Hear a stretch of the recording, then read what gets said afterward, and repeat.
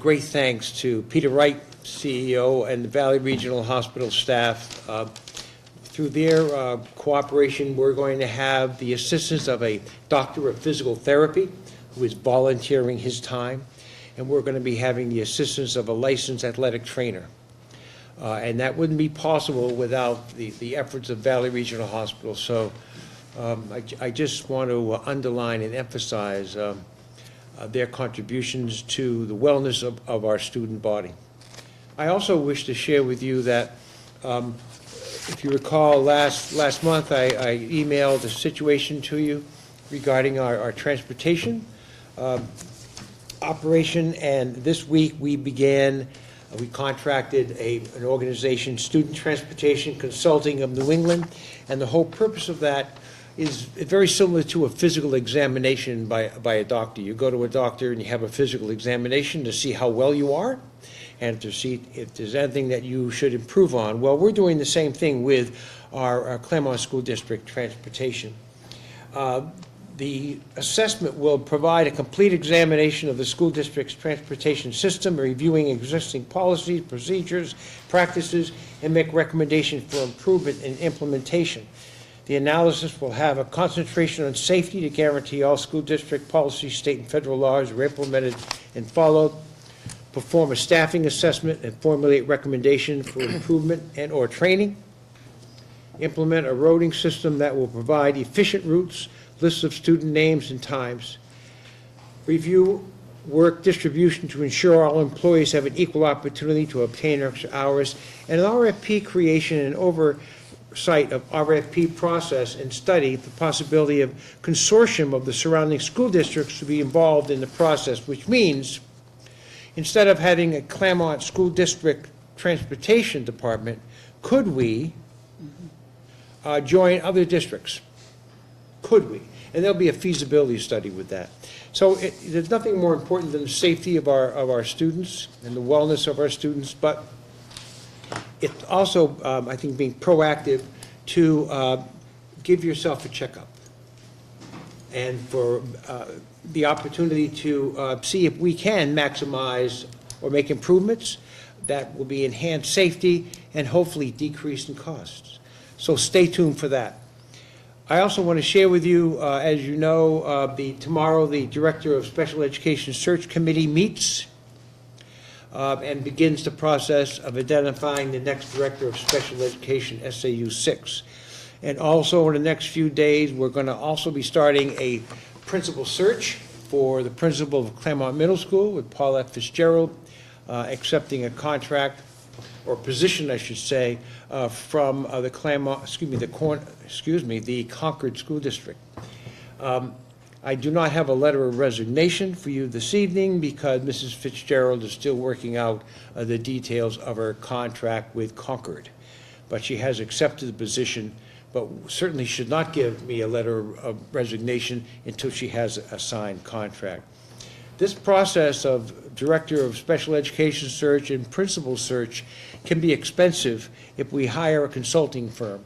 It can be anywhere from $3,000 to $5,000 to have an outside organization come in and do this work for us. I'm pleased to do it for the district by involving parents, by involving staff, and that will be the process again with the principal search. We'll invite, and you'll receive information in regard to that, similar to what you did with the Director of Special Education. I also want to share with you that I'm working with Ryan McNutt in the process of preparing for the this month's joint meeting between the City Council and the Claremont School Board, and part of the discussion is going to be a communication specialist or developing a communication plan. So that's going to be presented to you as you meeting the board and the City Council in our meeting in a couple of weeks, where we'll be discussing ways we can improve communication in a collaborative way between the city and the school district. This has been one of my pet peeves for about 5 years, and it is needed. It is needed because there are so many wonderful, wonderful events that are going on in the city as well as the school district, and also an opportunity to share some of the challenges going on in the city as well as the school district with the community and what we're going to be doing about that. And last but not least, I want to put something on your plate to have you think about. The way we are seated, you're over there and we're way over here. I wonder, for a thought, if instead of having you there and us here, that we mix. Absolutely. That the board and the administration commingle.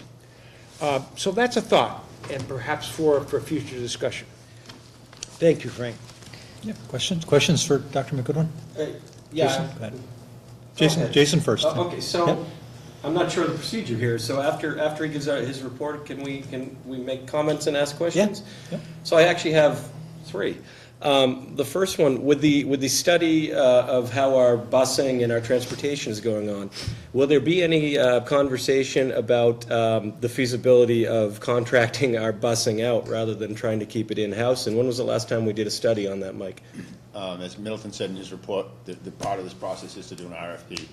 Well, maybe I don't understand what an RFP is, so that would be That's a good. proposal for Okay, transportation. thank you. RFPs mean... And the last time we did that, we didn't get any responses because there was no companies left in the area that would take it on. So every bus service around? Well, what's happened is we used to have several there used to be Student Transportation of America, there used to be First Student, there used to be in the Butler bus, but it's down to Butler, they're the only ones really left in the area. And they don't want any more business? The year I talked to Emo, he had just bought 40 buses and he had about enough for that year. So he was adding a lot of districts, because what's happened is they've pulled out because they don't want to do the Unities and the Cornishes and the districts with 2 buses anymore. So they've consolidated their yards, and more of them are in the southern and eastern part of the state, so there's really nobody left over here. Okay. So what Middleton was referring to is the idea of doing a request for proposal for transportation to look at what is the feasibility of having a contractor come in and run our transportation as a single school district. What Mike's referring to is that there really are not any providers in this region. So another idea would be if we joined in some sort of consortium configuration with area school districts, with the Newport, the Fall Mountain, the Unity, the Cornish, the Plainfield, Claremont, all of us together, is that a large enough proposal to make it worthwhile for a company that might be based out of Manchester to now establish a satellite location over here and respond to an RFP. So looking at it at multiple levels, not only assessing what we are currently doing in-house, but also looking at 2 different ways to potentially go out of house. Can I make another sort of observation when we speak, those of you in the biz, when you speak in acronyms, you know what they mean? RFP to me could be LMNOP, so I probably wouldn't have had to ask that question if I'd have known that. So thanks for the clarification. Thank you very much, I appreciate that. Secondly, so we have another resignation. I guess I'd like to just say that, once again, I think that it would be really helpful if we were able to be privy to exit interviews. It would be really good to know why people are leaving rather than just that they're leaving. Speculation does us no good whatsoever. I mean, that's all we get to do. We get to speculate, and we can have people say, well, it's because they don't make enough money, or it's because of this or that. But if we actually had some data, because I'm a data kind of guy, it would be really nice to know the reasons people are leaving. And I don't know if that's contractual or why that is, but I'm certain I'm not the only person here who would really like to know why our people are leaving.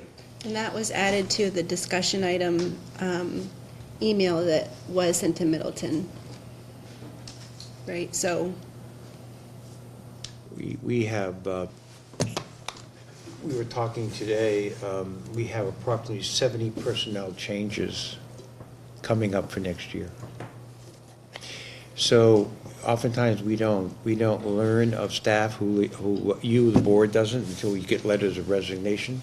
But I think it'd be very, very important to get into the grassroots of that, Jason, and to learn just why we have this turnover. I think it'd be very important, and I think it would also be helpful perhaps in the budget process. If you have another question, Jason, did you? Yeah, I just wanted to comment about intermingling. Oh, yeah. Most of the time, so where I'm sitting anyway, I can speak to you, and I like the ability to look you in the eye and to speak to you. It's really hard to talk to people over here and here. So like if we're having a discourse where you give us a report and then I talk back to you, my preference would be so that I could look at you and speak to you. Same as Corey and Mike. So I'd prefer not to intermingle, just my opinion on the matter. Thank you very much. Carolyn, and then Michelle. I was wondering, I think it's terrific that the transportation study is abound. When do you think you will have all that information back? Is there a summer timeline or Geez, fall or, I'm going to defer to Mike if I can. I okay? think he's gonna be here for a couple of weeks doing his work, and then we'll have a report probably a couple of weeks after that. And as far as the RFP goes, that would be a process that would be done probably over the summer and into next year, because that would be for a start of school year 1920. As far as the report, he'd be pretty quick at issuing a report. I've worked with him before. He's pretty good about getting stuff back. Okay. So it's 2020? Yeah, that's when you do the RFP for, but we'll have a report well in advance of that. Okay. Michelle? Thank Dr. you. McGoodwin, a couple of things. On the process of, the new hires, I'm curious, do we do an in-house first where you give options to people that are already employed here that could, look at it being a step up or a move, from this level, or our vice principal per se, taking that position? I guess I haven't heard a whole lot about using our own, great people here first. Is that something that, Well, let me tell you my personal philosophy on that. Whether we're talking about a teacher, an administrator, you want to find the best man and best women. And though we do identify within our confines of the Claremont School District some very talented professionals, I think we shortchange ourselves if we don't bring in all. And then bringing in the outside from the internal.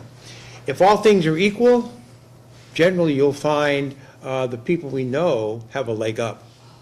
But I don't, my way of doing business has been that we don't look internally, and if we can't find the man and woman we like, then we go outside. I say we do it all at once, so we compare and contrast.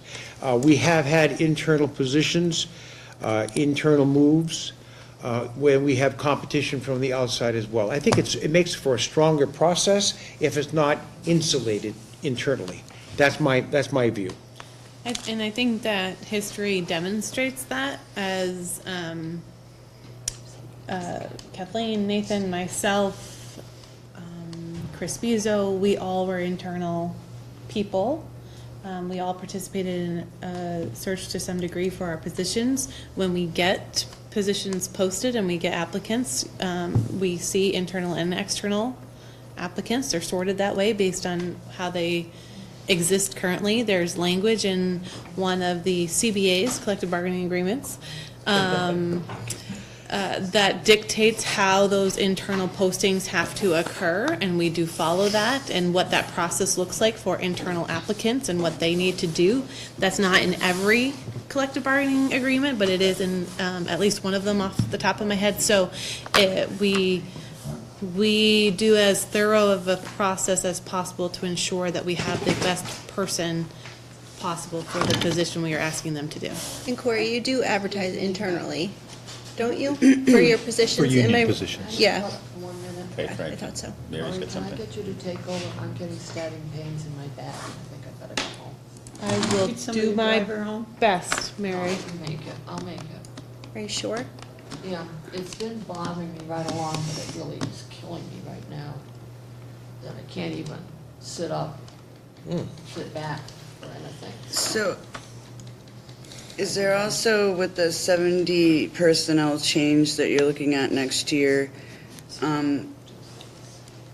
is there a group of people that have started, like, mapping that out and saying, okay, we know we're gonna have 70 positions, where is this going, and, Constantly. yeah. It's constant. At this time of year, it's constant. There's tracking mechanisms, there's, I can't speak and take minutes at the same time, but there's tracking mechanisms. As Nathan has taken over his position in the Human Resources Department, he's put in some processes to ensure that things are budgetarily tracked properly.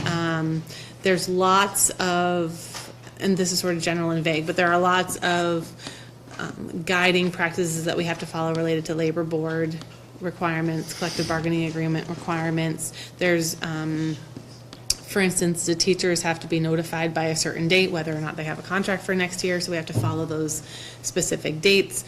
And so, right, as of this morning, we had 70 staff changes. Last year, we had 100 total staff changes. Those staff changes can include, I'm currently in second grade, I'm being moved to third grade. So that's not saying we have 70 people exiting and 70 new people coming in. It's 70 staff changes. I don't have the number off the top of my head of how many folks are leaving and coming, or new positions or old positions or any of that business, but the staffing changes is that number. And then, Sorry, I didn't realize you had that. and then, so on another question that you were talking about, the buses, have we looked into the local transportation company that Southwest Community Services kind of took over? And I know that it, you know, is it something that we could look into with them as far as a, you know, partnership or? I just think that the requirements for school bus driving is quite a bit different than what the community services people have to go through. Okay, I'm not sure that that would really work. so, Because Okay. basically, we'd have to get everybody who works for community services a school bus certificate and a bus driver's license in order to continue working if we were going to consolidate the two operations together. okay. And then I just have recently seen 4 small vans, Claremont school bus vans rolling It's around. 5, 5? yeah. I've seen 2. I've seen 4. So, and I wasn't even, I know that we were getting the use those big mainly. ones. We use those mainly for out-of-district transportation. If we have one kid going to Brattleboro Retreat, we send a van up there. So that's basically what those vans do. Okay. And then,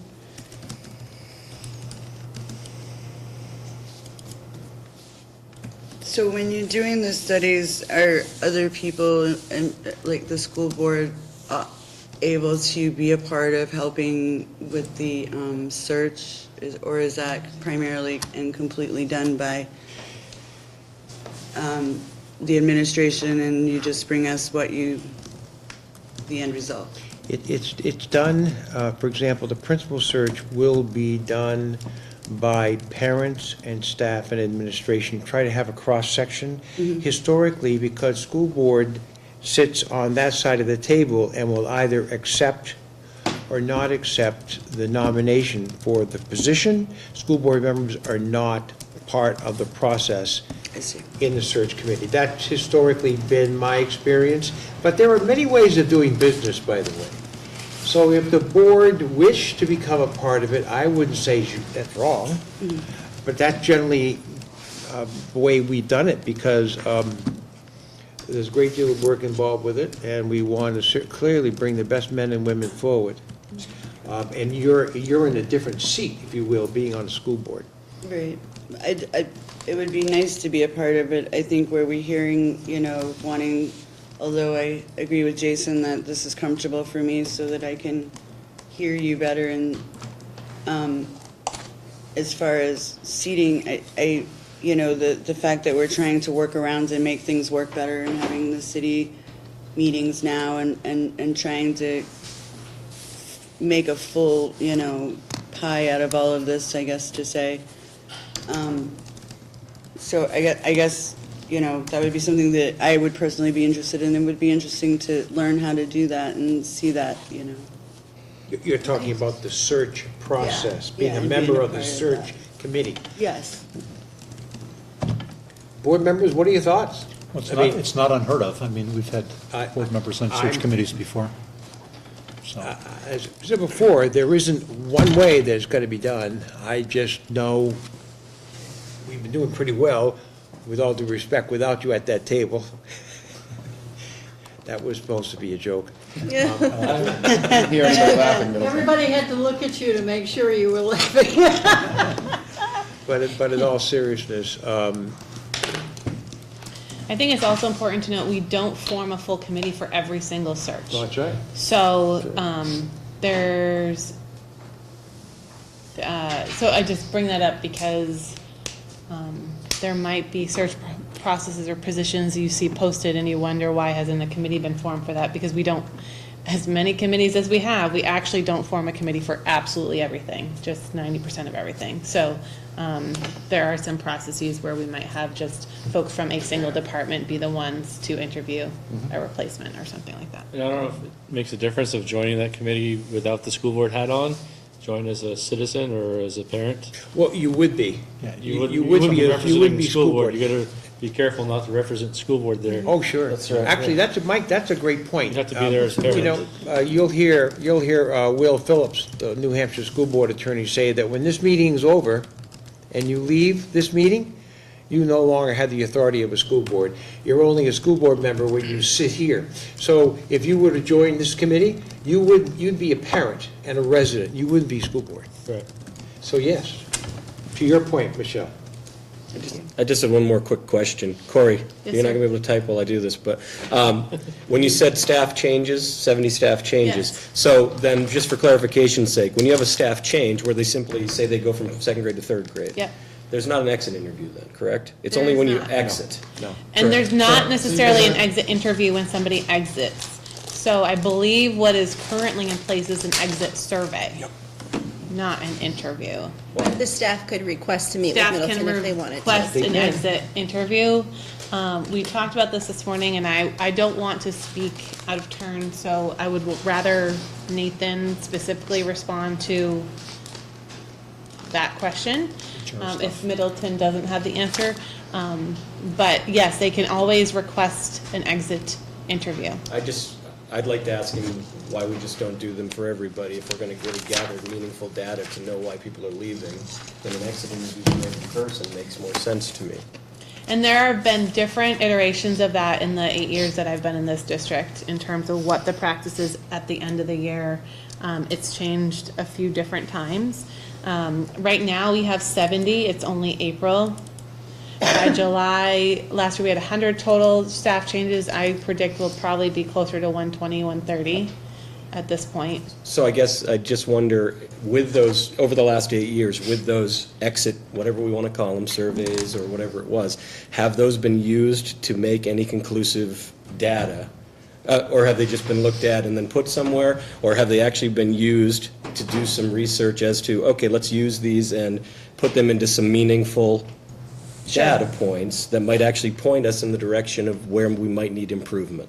I don't know that they've been done consistently every year.